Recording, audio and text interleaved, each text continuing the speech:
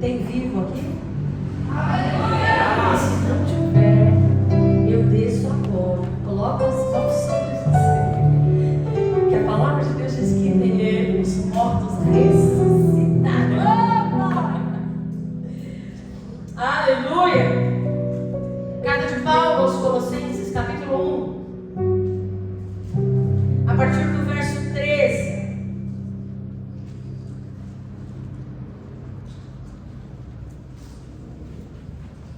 Aleluia!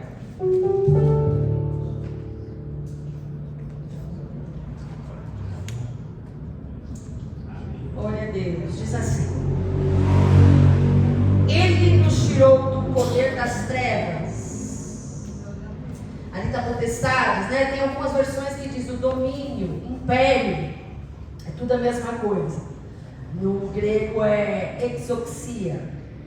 Ele nos tirou do poder das trevas e nos transportou para o reino do seu Filho amado, ou do Filho do seu amor, em quem temos a redenção pelo seu sangue, a saber, remissão dos pecados. Ele é a imagem do Deus invisível, o primogênito de toda a criação. O 16 diz assim: pois nele foram criadas todas as coisas que há nos céus e na terra, as visíveis e as invisíveis, sejam tronos, sejam soberanias, sejam principados, sejam potestades. Tudo foi criado por Ele e para Ele. Ele é antes de todas as coisas, e todas as coisas subsistem por Ele. Podeis aceitar? Paulo escreve essa carta em prisão, tanto Efésios, Colossenses, Filipenses e Filemão. Ele escreve essa carta para essa igreja que está na cidade de Colossos.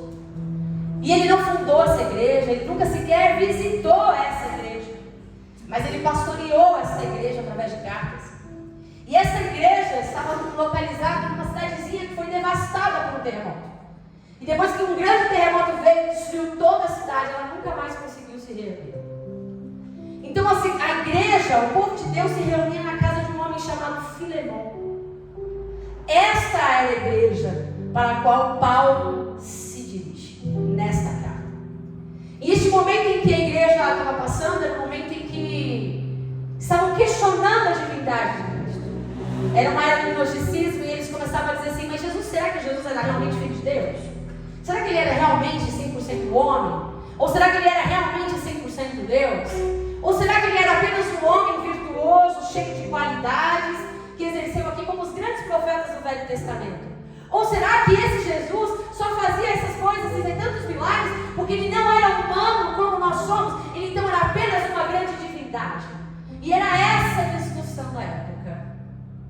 Então Paulo escreve para dizer que este Jesus que nós falamos, esse Jesus a qual anunciamos, que esse Jesus a qual pregamos, ele é o Deus invisível, mas ele é tão real quanto eu vejo você e quanto você vê a mim. Porque ele é um ser espiritual. Porque antes das coisas existirem, ele já existia. Ele já era, ele é o alfa, ele é o ômega, ele é o princípio, ele é o fim. Ele é a raiz de todas as coisas. Tudo só existe por causa dele. E as coisas só subsistem por ele. Nós só estamos aqui por causa dele. Aleluia! Essa igreja só está aberta por causa dele. A sua família só está intacta ainda por causa dele. Glória a Deus. Esse evangelho que vivemos e que pregamos, só conseguimos fazê-lo por causa dele. Mas como assim? E é isso que Paulo vem dizer. Porque ele veio com uma grande lição, uma lição que só conseguimos compreender no mundo espiritual. E aqui ele fala de império, que incrível, né? Ele nos tirou do império das trevas e nos trouxe para um reino de luz. E se nós formos olhar o texto exóxia, império, ele fala de algo que compreende mais reinos. Quando fala de reino, povo, uma cultura, uma língua. Quando fala de império, fala de vários reinos, vários governadores, várias culturas, várias línguas, mas que apenas um organiza todos esses reinos. E Paulo está dizendo o seguinte, que esse Jesus que viveu aqui na terra conosco, como homem, mesmo sendo 100% Deus, ele veio para fazer uma missão de resgate.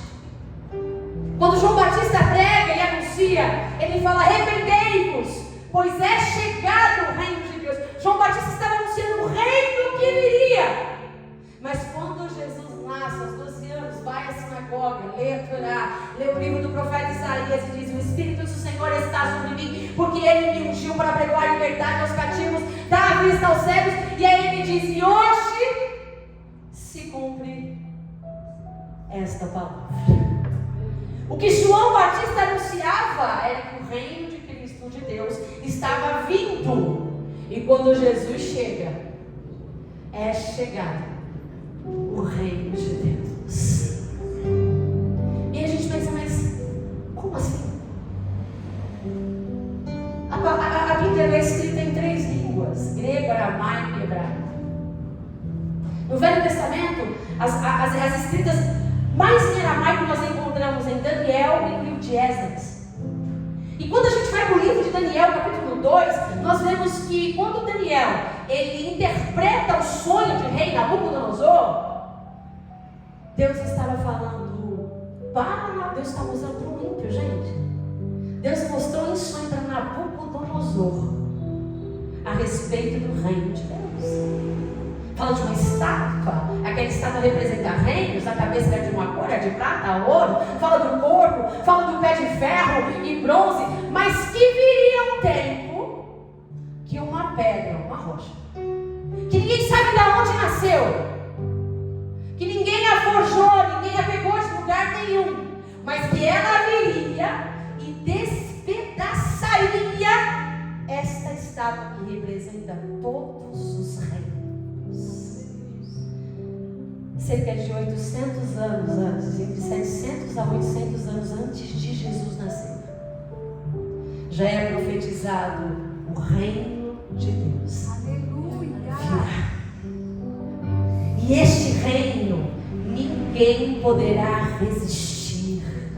Porque Daniel diz para ele assim: rei, o que Deus está te mostrando, esse sonho está te revelando, é algo que ainda há de acontecer. E sobre este reino, que parece que é nada, que é apenas uma pedra, que é insignificante, que é pequeno, que aos olhos da sociedade não vai ter fruto nenhum, é essa pedra que aos olhos humanos é insignificante, que vai mudar toda a história da humanidade. É este reino que nunca mais terá fim, que colocará fim a todos os impérios, a todos os reis, a todos os governos e a todas as culturas, e estabelecerá o seu reino. Aleluia! O que Paulo estava dizendo, e é o que ele compartilha comigo e com você nesta noite, é que esta rocha, que esta pedra, que aos olhos da sociedade e aos olhos do homem nada significa, é a pedra que nos sustenta, é a pedra que nos coloca de pé todos os dias, é a pedra que falou para nós assim: olha, vocês são cascalhos desta pedra, e este reino nunca mais terá fim, porque desde que Jesus veio a este mundo, pregar o Evangelho, anunciar a Boa Nova, e a mensagem de Cristo começa a mudar, um pouquinho diferente de João Batista. João Batista, olha, é chegado o reino de Cristo, é chegado o reino de Deus. Jesus já disse assim: quando você orar, inclusive, vem o teu reino, porque é chegado o reino de Deus. E aí ele fala na carta aos Romanos que, então, o que é este reino de Deus? O que é este reino tão pequeno, tão insignificante aos olhos do mundo? Porque este reino não está falando de templo, não está falando de uma cidade, e nem está falando da Nova Jerusalém. Ele está falando de mim e de você. Porque no livro do Apocalipse ele diz: vós sois reino.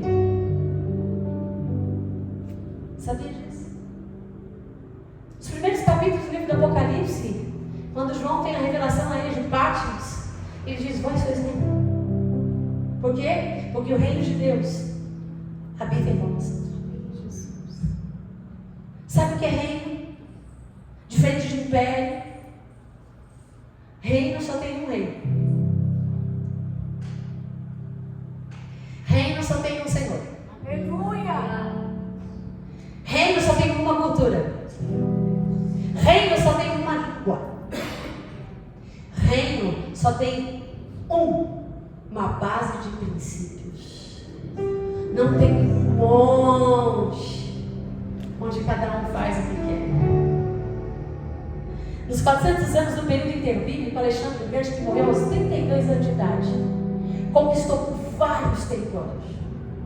E a base do seu império, a base da sua conquista, era governar, era impor e subjugar outros territórios. E depois veio, trabalhava na Grécia, logo depois veio Roma, e Roma subjugava todos os outros povos depois de Grécia. Isso era império.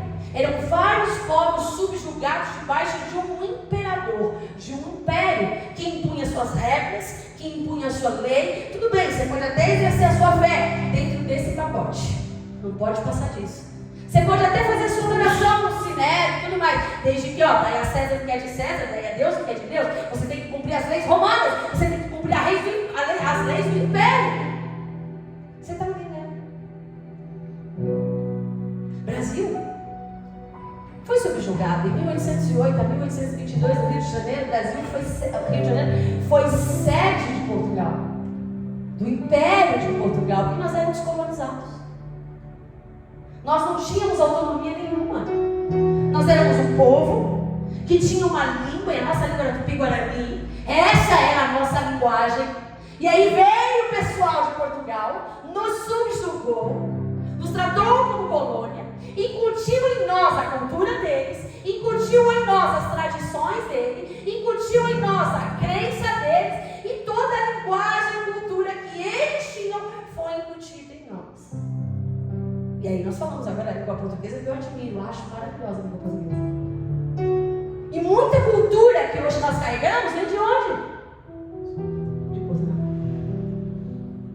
Até que você sabe, né? Não vou dar aula de história aqui, mas a independência, né, se eu não me engano, é Dom Pedro VI, se eu não me engano. E ele vai dar uma independência e estabelece um reino independente. Aonde o que vale aqui não é mais a lei de Portugal. Aonde o que vale aqui não é mais a lei do imperador. O que vale aqui são as leis brasileiras. O que Paulo está dizendo é o seguinte: Jesus veio para tirar você do meio desse império. Que império é esse?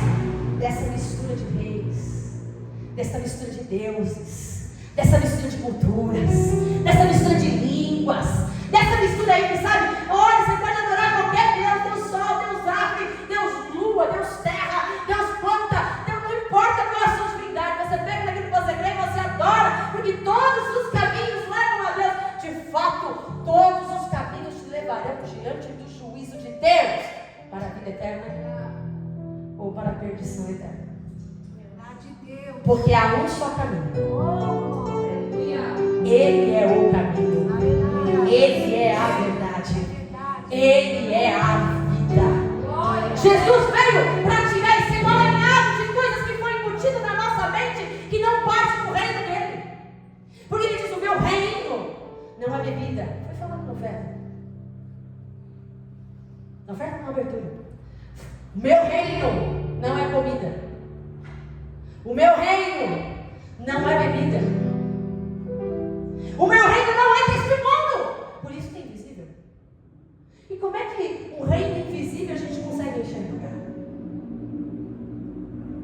Como enxergamos um reino invisível? Como trazemos um reino invisível para esta geração? E a gente canta aqueles louvores maravilhosos, né? Nação santa, povo exclusivo, não, propriedade exclusiva do Senhor. É mais ou menos assim, né? É quando a gente canta, a gente lembra da ordem. Quando a gente cantando, a gente já não lembra. Imagine não cantando.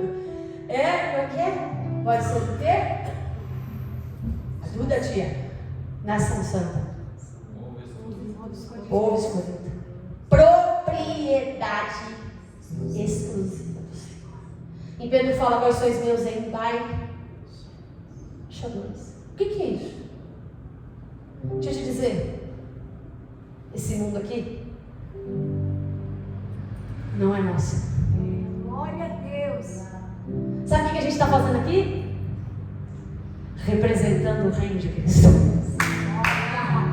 Sabe, quando o Paulo está dizendo para ele que Cristo falou, olha, o reino de Deus é enxertado em vós, para que ele haja através de vós. E o que é este reino invisível? Você lembra de lá? Eu sei que eu vim de lá, mas você lembra de lá? Eu não lembro. Sabe aquela coisa doida de se sentir saudade do lugar que sempre esteve? Não sei você, mas doido tem essas coisas. Eu sou uma doida, eu tenho essas coisas. Eu tenho saudade do lugar que eu nunca tive. Aliás, que eu sei que eu estive. Porque foi de lá que eu vim. Porque céu não é destino. Céu é origem. É retorno para casa. Nós voltaremos para o nosso lar. Porque o nosso lar não é deste mundo. O nosso lar é na eternidade com Ele, onde não há choro, onde não há dor, onde não há tristeza, onde não há disputas, onde não há guerra, onde há verdadeira liberdade, onde não há ansiedade, onde não há anseio por nada, porque Ele é a nossa luz. E o que Ele está dizendo é o seguinte: ei, vocês estão discutindo se Ele é divino, se Ele é humano. Ele é as duas naturezas. 100% homem, 100% Deus. E Ele veio para falar de um reino que deve morar em vocês. E que reino é este? Não é comida, não é bebida invisível. Como é que eu faço para enxergar? Abre os olhos espirituais para entender que o que Deus tem para a minha vida e para a tua vida vai além disso aqui, ó. É além do horizonte. Pensa numa eternidade. Pensa que João não conseguia descrever, então ele começa a falar de coisas que ele conhecia. As ruas são como ouro, jaspe, cristal, porque era isso que ele conhecia. Mas Paulo foi mais ousado, talvez até mais sábio, mais prudente, porque ele não fala, ele fala dele na terceira pessoa. Eu conheço um homem que viu coisas inefáveis, das quais sequer eu sei falar. É este reino que mora em você. É este reino que habita em você. É este reino que Jesus veio anunciar. É este reino que Ele veio declarar: vocês são propriedade minha. Quando Ele nos tirou do império das trevas, Ele estava dizendo: povo meu, vocês estavam mortos nos seus delitos e nos seus pecados. Vocês estavam debaixo de um imperador que imperava sobre vocês, que é o pecado. Sobre vocês já estava a perdição e a condenação estabelecida. Mas Jesus veio para anunciar o reino. Este reino que nunca mais terá fim. Lá na visão de Daniel, na verdade, na interpretação de Daniel do sonho de Nabucodonosor, porque Deus mostra, na verdade, para Nabucodonosor um ímpio as coisas que haveriam de acontecer.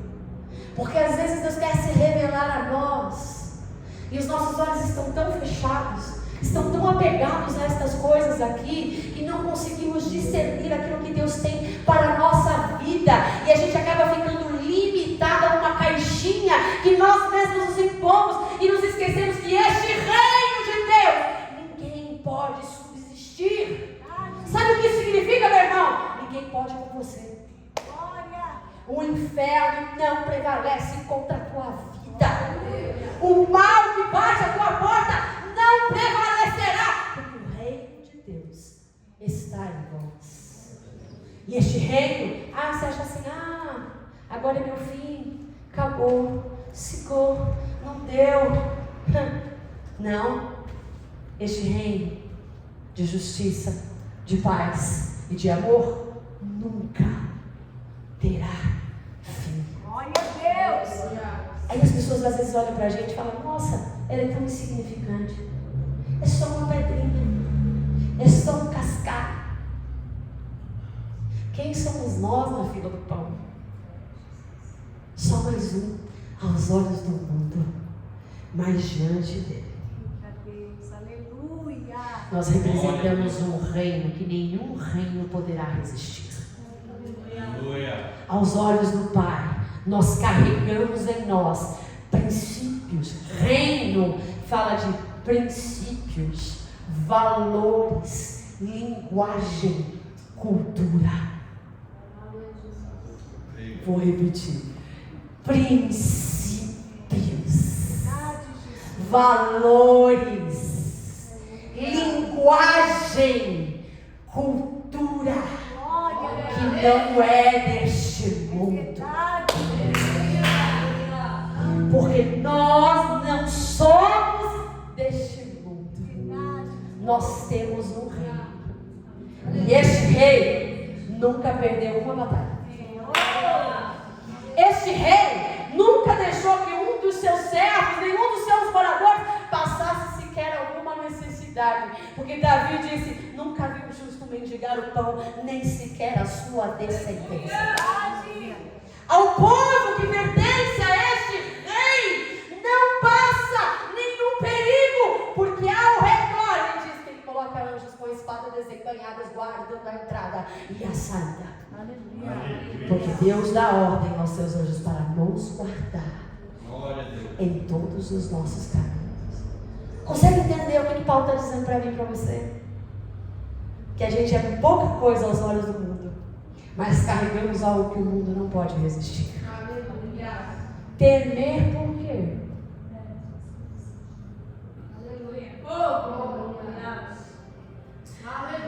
Parar por quê? Perder a esperança por quê? Deixar de sonhar por quê? Se ninguém poderá te resistir.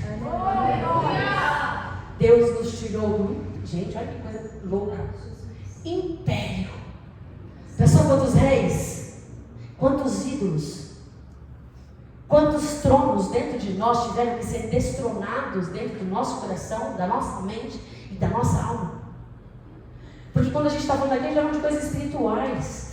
Você já pensou quantos ídolos nós carregamos ao longo da nossa vida, dessa cultura que a sociedade impõe sobre nós, desses valores, dessas belezas estéticas que a sociedade curte na nossa mente? Você já pensou quantos valores, quanta cultura que não vem do reino de Deus, que foi implantado em nós, que nós carregamos? Mas Jesus veio e disse assim: eu vim para te resgatar disso. Eu vim para te tirar desse império das trevas, desse domínio do pecado, porque pecado na vida do crente é acidente, não é rotina. Por quê? Porque o pecado não nos domina mais, porque Cristo nos libertou.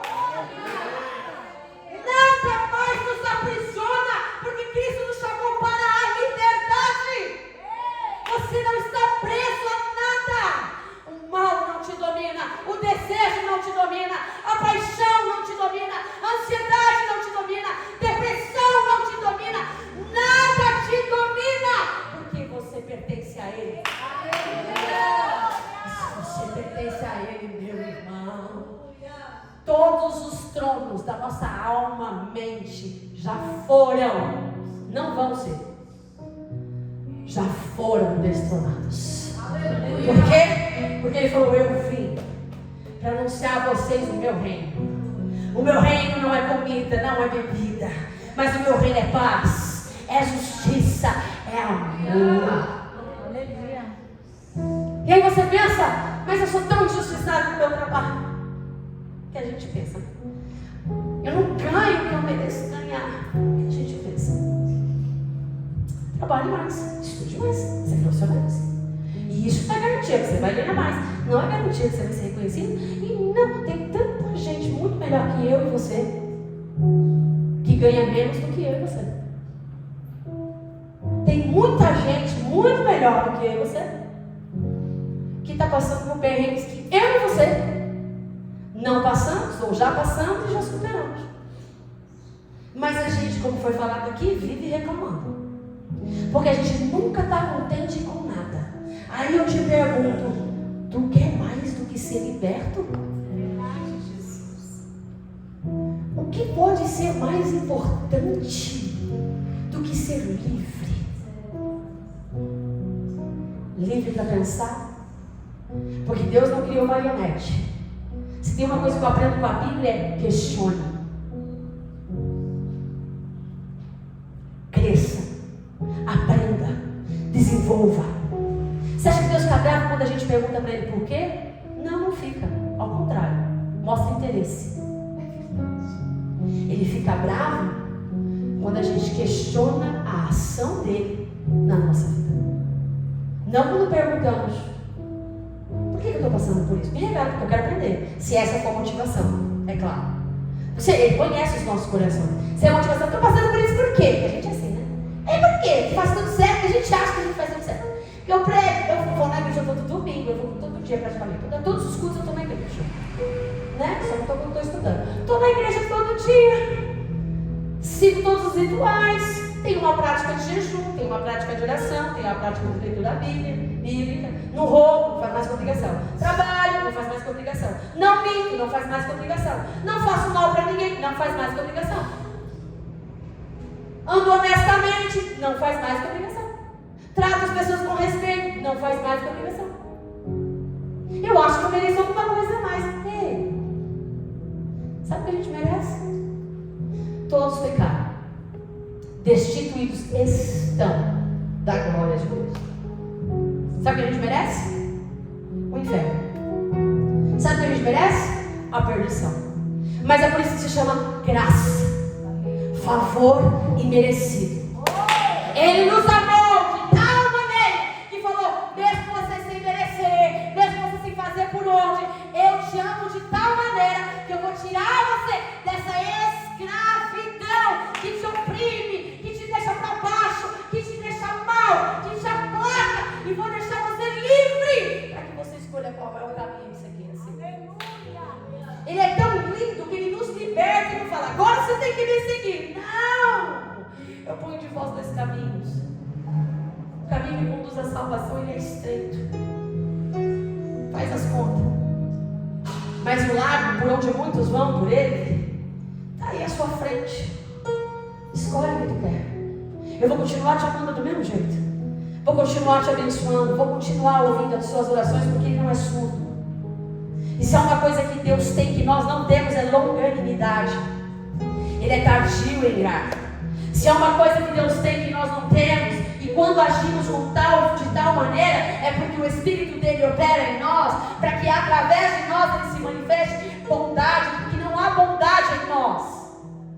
Toda bondade que expressamos não vem de nós, vem dele. Somos egoístas, pensamos somente em nós mesmos.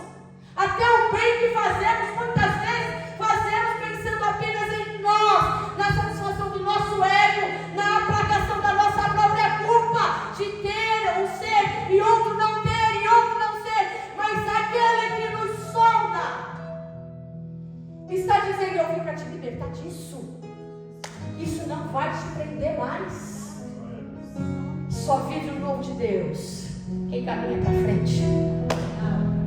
Deus não derrama vinho novo em odre velho.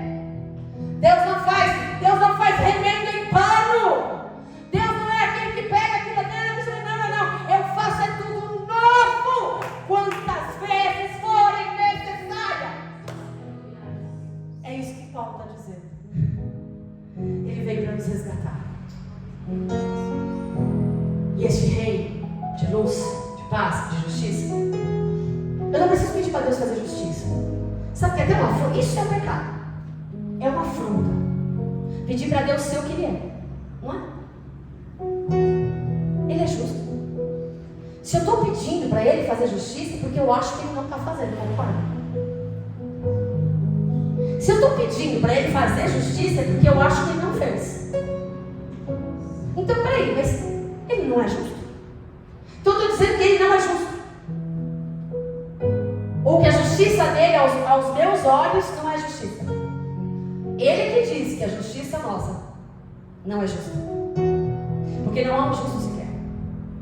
Isso não é Velho Testamento não, é Novo Testamento, é o próprio Jesus falando. Que não há nenhum de nós que seja justo. Que não há nenhum de nós que seja santo. Não há nenhum de nós.